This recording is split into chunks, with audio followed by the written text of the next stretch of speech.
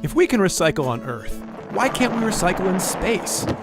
Astronauts need to recycle as much as they can if they want to survive on Mars. So wouldn't it be cool if we could take some of the materials the astronauts aren't using and recycle them to build 3D printed habitats where astronauts can live and work? Pretty cool, right? We want your help to make this dream a reality.